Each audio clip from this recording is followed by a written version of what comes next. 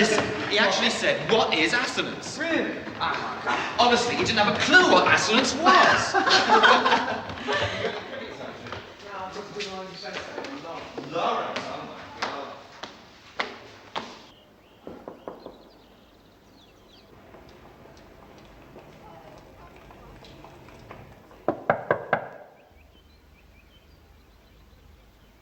God. Come in.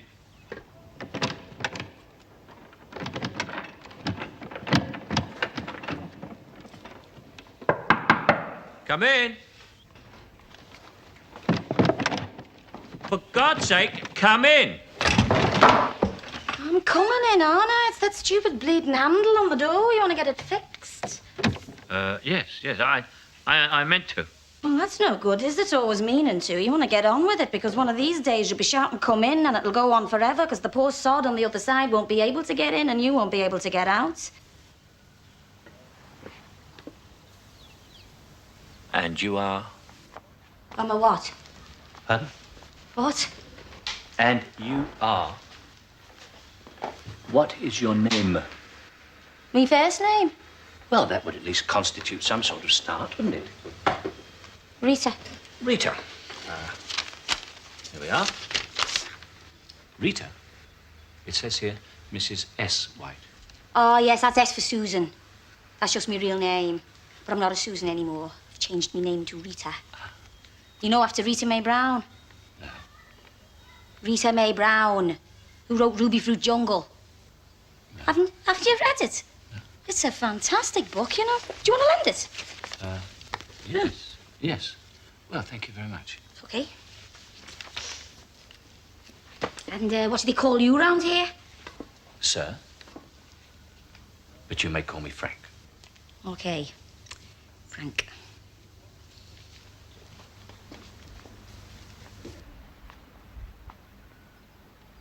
That's a nice picture, isn't it, Frank? Yes, I suppose it is. It's very erotic. Actually, I don't think I've looked at that picture in 10 years, but, yes, it is, I suppose so. Well, there's no suppose about it. Look at those tits. Do you mind me using words like that? Like what? Tits? No. No, you wouldn't. It's only the masses who don't understand. It's not their fault, but sometimes I hate them. I do to shock them sometimes. You know, like when I'm in the hairdressers where I work, I'll say something like, oh, I'm really fucked, dead loud, and it doesn't half cause a fuss. Yeah, but with educated people, they don't worry, do they? It's the aristocracy that swears more than anyone. It's all pass me the fucking pheasant with them. But you couldn't tell them that round our way. Aren't you supposed to be interviewing me? Do I need to? Oh, I talk too much, don't I? Yeah, I know I talk a lot. I don't at home. But I don't often get the chance to talk to someone like you. Would you like to sit down? No, can I smoke? Tobacco? What? Yeah? Oh, was that a joke? Yes. Yeah, do you want one? Well, I'd like one. Yeah, go on. No, but I promise not to smoke. Well, I won't tell anyone. Promise? I hate smoking on my own. Everyone seems to have packed up these days. All afraid of getting cancer. Bloody cowards. Would you like a drink? What of? Whiskey? Oh, yeah. My mate's got a drinks cabinet like that. Tell me, what made you suddenly decide to do this? It's not sudden. I've been realising for ages that I was, you know, slightly out of step. I'm 26. I should have had a baby by now. Everyone expects it. But I mean, I don't want a baby yet. No. I want to discover myself first. Do you understand that? Yes. Yeah. I've tried to explain it to my husband, you know. But between you and me, I think he's thick. Well, he doesn't want to see, you know. What's this like? Howard's End? Howard's End. Sounds filthy, doesn't it? Foster. Forster.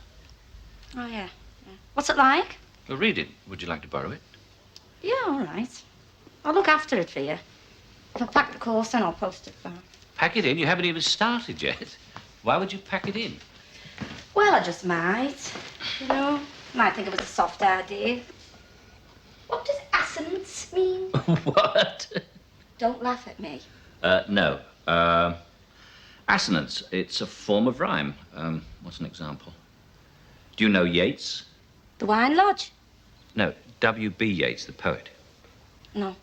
Well, in his poem, The Wild Swans at Cool, Yeats rhymes the word swan with the word stone.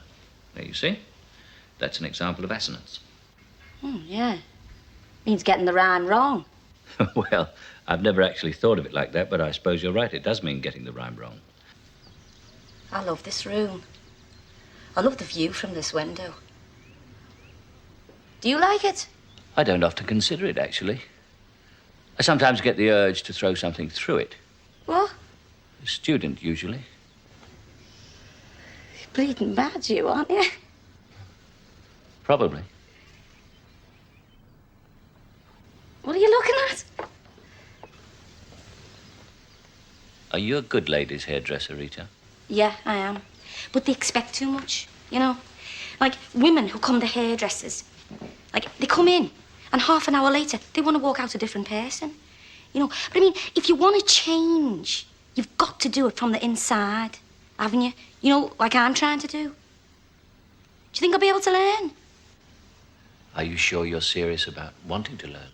I'm dead serious. Yeah, look, I know I take the piss and that, but that's only because I'm not, like confident, like.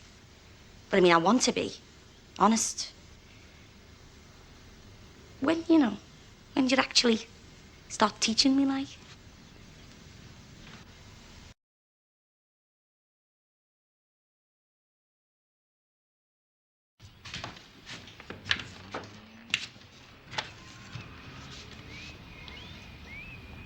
Hello, Frank.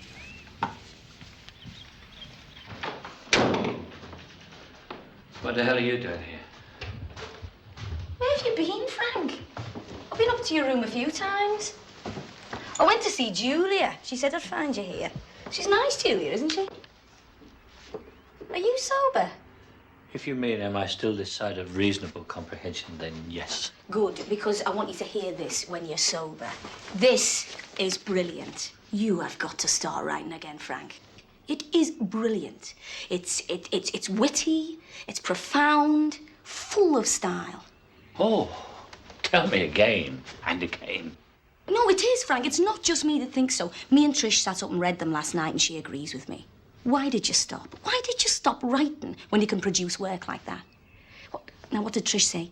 Yes, it's more resonant than purely contemporary poetry. It has in it a direct line through to the 19th century traditions of like wit and classical allusion. Oh, that's marvelous, Rita. It's fortunate that I never gave this to you earlier. Just think, if you'd have seen this when you first came here. Oh, well, I would never have understood it. No? You would have thrown it across the room and dismissed it as total shit, wouldn't you? I know, but I mean, I could never have understood it then, because I wouldn't have been able to, recognise or understand the illusions. I've done a fine job on you, haven't I? It's true, Frank. I mean, I can see it now. You know, Rita, like you, I am going to change my name. From now on, I am going to insist on being called Mary. Mary Shelley. Do you understand that allusion, Rita? What? Mary Shelley wrote a little Gothic number called Frankenstein. So? This clever, pyrotechnical pile of self-conscious illusion is worthless, talentless shit. There is more poetry in the telephone directory, and probably more insight. However, this has one advantage over the telephone directory. It is easier to rip. It is pretentious, characterless, and without style. It's not. Oh, I don't expect you to believe me. I mean, you recognize the hallmark of literature now, don't you?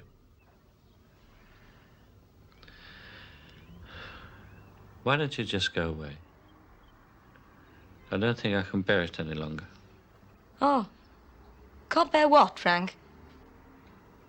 You, my dear. You? Yeah. Yeah. Well, I'll tell you what you can't bear, Mr. Self-Pity and Piss Artist. What you can't bear is that I'm educated now. I've got what you have, and you don't like it. I mean, good God, I don't need you. I've got a room full of books. I know what wine to buy, what clothes to wear, what plays to see, what papers and books to read, and I can do it without you. Is that all you wanted? Have you come all this way for so very, very little? Oh, yeah. It's little to you, isn't it, Frank? Little to you who squanders every opportunity and mocks and takes it for granted. Found a culture, have you, Rita? Found a better song to sing? No.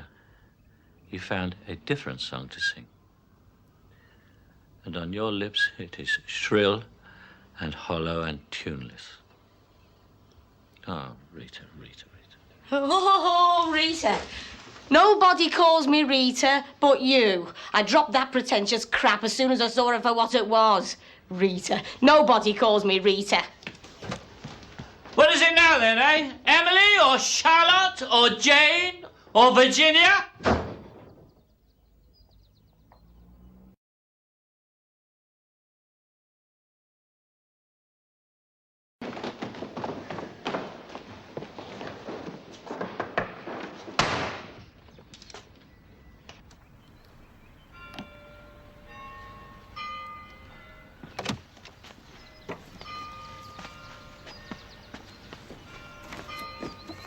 They sacked you? Not quite. Oh. Well, why are you packing your books up? Well, I made rather a night of it last night, so they're giving me a holiday. 2 years in Australia, Did you bugger the bear, sir? metaphorically. What are you going to do? What do you think? Australia is a paradise for the likes of me.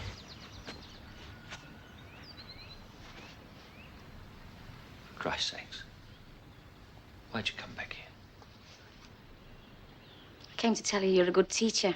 Oh, Thanks for entering me for the exam. that's all right.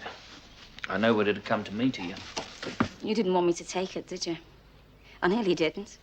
I sat there for ages. I sat there just thinking while everyone else was scribbling away, thinking about what you said, about what you'd done for me. What I've done for you. Shut up. I'm doing the talking. You know, Frank, that's what's wrong with you, you know. You talk too much. You think you did nothing for me. You think I just ended up with a load of quotes and empty phrases. Well, all right, I did. But that wasn't your doing. I was too hungry for it all. I didn't question anything. I wanted it all too much, so I wouldn't let it be questioned. Told you I was stupid. You're not stupid. Listen, if I say I'm stupid, then I'm stupid, okay? So don't argue. I mean, it's like Trish, you know? I thought she was so cool and together. I got home last night. She tried to top herself. Yeah, magic, isn't it? Spent half her life eating health food and whole food to make her live longer, and the other half trying to kill herself. So I was thinking about it all, you know, when I should have been doing my exam. Do you know what the first question was? Suggest ways in which one might deal with some of the staging difficulties in a production of Ibsen's Peer Gynt. And you wrote Do It on the radio? No, I could have done. You'd have been dead proud of me if I'd done that and rushed back to tell you, wouldn't you? But I chose not to. I had a choice. I did the exam. Because of what you'd given me, I had a choice. Anyway, that's what I wanted to come back and tell you. You're a good teacher. I hear good things about Australia. Everything out there is just beginning. The thing is, why don't you come as well?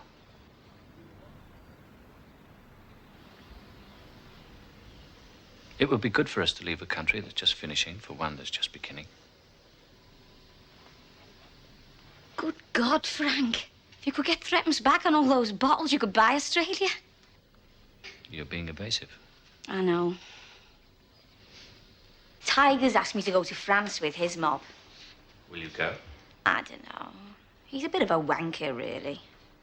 But I've never been abroad. Oh, and I've been offered a job in London as well. What are you going to do? I don't know. I might go to France, I might go to London, or just stay here, carry on with my studies. I might even stay here and have a baby. I don't know. I'll make a decision. I'll choose. I don't know. Well, whatever you do, you might as well take this with you.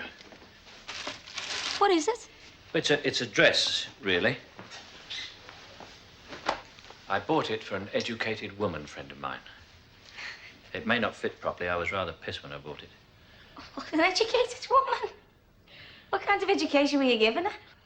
In choosing it, I concentrated on the word woman rather than on the word educated. Thank you. All I've ever done is take from you. I've never given you anything. There is something I can really give you. Oh? Sit down.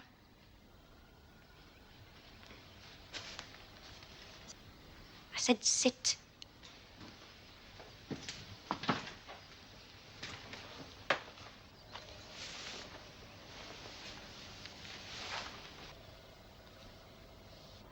I'm gonna take 10 years off you.